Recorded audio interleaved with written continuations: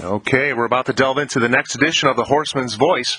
We got a driver trainer out east. Frankie, you there? Oh yeah, how's it going? Oh man, I haven't seen that smile and that face in a long time. What was your, first introduction to the Horseman's Voice back in the day?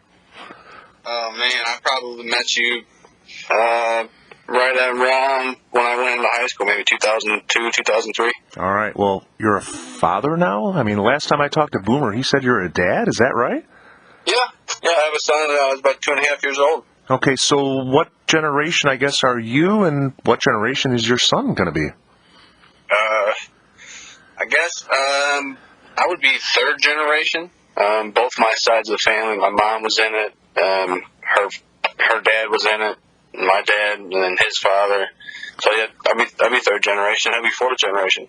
Wow. So obviously your mom was on the circuit with barrel racing. We all know Angie.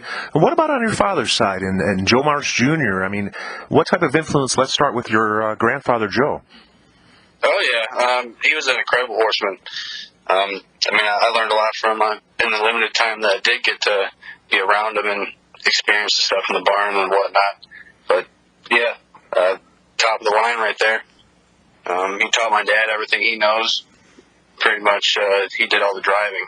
My grandfather Joe did training. He had run the stable, classified them, did all that, kept it going, took care of everything else. So he did good. Looking at this shot here of you, obviously in your colors, how did you come about with your colors? Because we can see your dad and your grandpa here. Yeah, the polka dots are it's the Marsh tradition. They had that. My last name is Affrunti, so I have my mother's last name. And I took my dad's colors, got those when I started driving and training, registered those as my own. What's this, like an eagle or something? Or what's this on the top of your helmet? Is that a Trans Am's logo or something? Yeah, it's my Uncle Bobby, my dad's brother, Robert Marsh. He got real good at painting. And he painted my dad's helmet, and the first one that he painted for him had a Trans Am logo, and it kind of just stuck. So every helmet I've ever got painted since then, you get a Trans Am put right on the front, a little Firebird. So your history basically was, growing up Balmoral and Maywood. We've got a couple winner's circle pictures here. You want to talk about some of the horses that you were able to drive. Is one of these your first win? One of these isn't my first wins. I can give you more next time. This was the one I have. It's a picture of Rich's Nestor. I actually trained this horse. He was my first win, just not in this picture. But yeah, it was there at Maywood. I think it was 2014. Got my first driving win there. What about this one here at Balmoral? The one at Balmoral, that was actually my first trotting win. Okay. For Trenton Watson.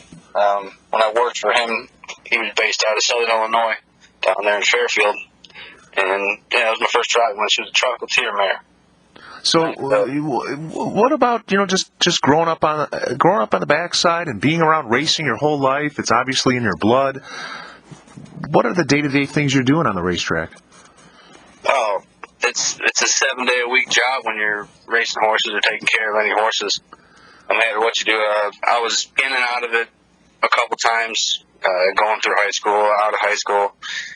I've done different things. And I always come back to it. It's just what I was born and bred to do, I guess. But you're taking care of the horses. It's they can't feed themselves, they can't water themselves, and they can't clean their own stalls. So you're always doing something. There's no holidays. So where are you based at, I guess, these days? I mean, who are you working with or training with? Where are you based at? This is my third year working as a second trainer for George Ducharme. He's a big trainer out east, and we have a nice stable that we stable out of Vernon Downs right now out there in central New York. And we come down for the wintertime after we finish all the stakes races in the Grand Circuit, come down to Spring Garden Ranch in Central Florida. So we're down here at the ranch right now. Oh, so you're down at Spring Ranch right now? Yep. You're enjoying the sun down in Florida? Oh, it's amazing. Oh, man. Man. Yeah, we were able to actually speak in our first edition with Luttrell. I'm sure you know Luttrell Dean, and he said he's on his way down right now with, Tyler Sheehan. Yeah, with Tyler and his wife Marna, and I guess Tyler's got something in this past Thursday. You can check the results at Pompano.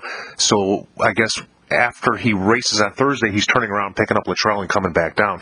What types of things were you guys doing? You're a little bit further than those guys where they're based in Kentucky. You know, what's it like preparing, I guess, getting everything together, and I guess that big drive down to Florida?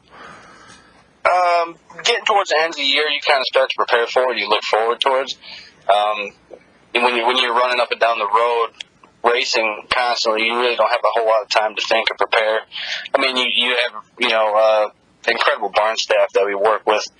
I'm fortunate enough to be with somebody that runs a barn excellent here, so you don't have too much to worry about. But when you get towards the end of the year and the stakes start to wind down, you go through everything, organize the stuff, get the bits ready, set up bridles and harnesses for when you're breaking. The next lot that comes in, like this year, we have 22 incredible horses. We're going to have an amazing year, I believe.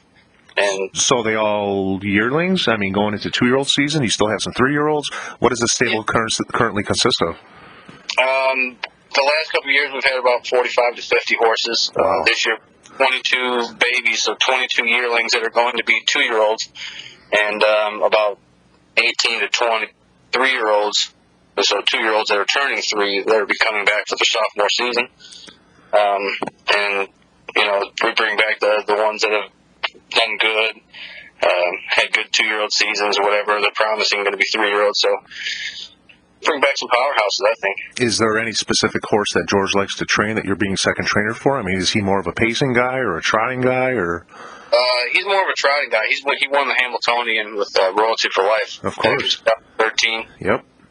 And, we still have one of the horses that we raced in the Hambo a couple years ago, Wings of Royalty. He's a 8-year-old now. He still go out there, races in the open, loves his job, does it. But I was fortunate enough to be able to sit behind I got the break 2 years ago when I started with George.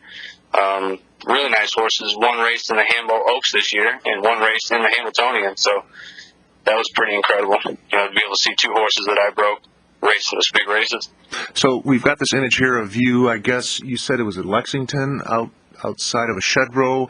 Can you explain to people, being multi-generational, what is a typical day with you, waking up in the morning until you go to bed? What are the types of things that you're doing day to day with the horses? Well, like I said, it's a 7-day-a-week job, so even me being a second trainer, I don't have to do, say, the grooming or whatever that other ones do, but I'm up, early every morning, usually at the barn. When it's, during the race season, you're at the barn by 5:30, 6 o'clock latest, on the daily basis going. And then you could be up, to, depending on where you're shipping to. Like, we're in Vernon, so we ship, you got to go to Yonkers. That's 4 hours. You get stuck in the last race there, Yonkers, and you got to come back. You're getting home at 3, 4 in the morning, get a little bit of sleep, and come right to the barn and go again. Wow. So when you head out in the track at 5:30, 6 o'clock, the sun's coming up, the air's crisp, it's nice and quiet, then what do? They prep the horses for you, and you're just out there just jogging and doing training miles when you can? The grooms do an incredible job. They take care of the animals like they're their own. It's like a child. They bring them, we go through the motions depending on what sets or what, regimen for the horses that day. Some are training, some are jogging, some get turned out before they jog, depending on if the horse is tying up or the different aspects of each horse. I mean, they're not just a number in these barns. Each one's individualized and taken care of. So 6 o'clock, and then you go till, 12, 1 o'clock, and then take a break and come back if you're shipping out to Vernon? Yeah, we'll be at Vernon, but depending on where you're going, you have to leave for the different paddock times or whatever. But yeah, you're at the barn 5:30 to 6 every day. And down here, it's a little bit more lax at the beginning of the year just because you get the babies and stuff. So you get there 6:30. You get a little extra half an hour of sleep or something, but it's not bad. You get in the routine of it, but you're going from about 5:30 every morning to say noon. 1 o'clock, depending on how much. You can go later. We're on the track later sometimes. And then what's the difference now, I guess, being down in Florida? What are your days consisting of? Again, what time do you wake up and what time are you finished? About the same time. I'm up every morning about 4:45. Wow. You actually wake up. get up, go to, get some coffee and get down to the barn, take all the temperatures, go through the routine, and you're done, latest around 1 down here in Florida. So it's not bad. And you got the afternoons to go golfing or whatever your pastimes are. The good life. Well, there's a lot of Illinois horsemen down there that I'm sure you're hanging out with, seeing at Spring Ranch and the other tracks and what have you. Is there anybody you want to give a special shout out to that have given you a shot in the industry, or any family, anybody you want to say hello to?